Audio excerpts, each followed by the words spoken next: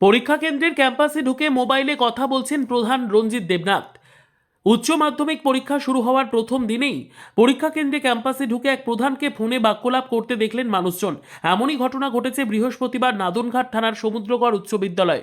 উচ্চ মাধ্যমিক শিক্ষা পর্ষদের নিষেধাজ্ঞা এদিন উড়িয়ে দিয়ে উচ্চ মাধ্যমিক পরীক্ষা কেন্দ্র ক্যাম্পাসে মোবাইল নিয়ে ঢুকে পড়েন স্থানীয় পঞ্চায়েত প্রধান রঞ্জিত দেবনাথ। শুধু প্রবেশ করায় নয়, সেখানে মোবাইল ফোন কানে নিয়ে তিনি কথাবার্তাও বলতে থাকেন।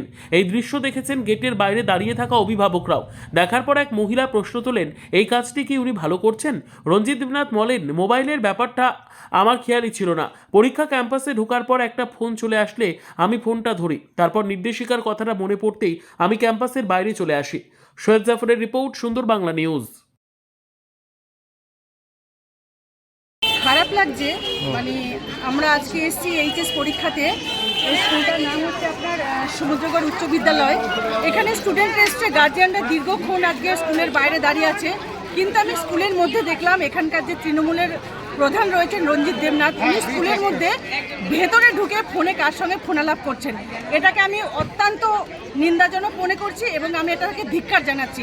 আজকে স্টুডেন্টরা দীর্ঘক্ষণ লাইন দিয়ে দাঁড়িয়ে আছে, তারা গার্জিয়ানরা বাইরে দাঁড়িয়ে আছে, উনি একটা তৃণমূলের প্রধান হয়ে স্কুলের ভেতরে কি করছেন, এই জবাবটা আমি চাইছি।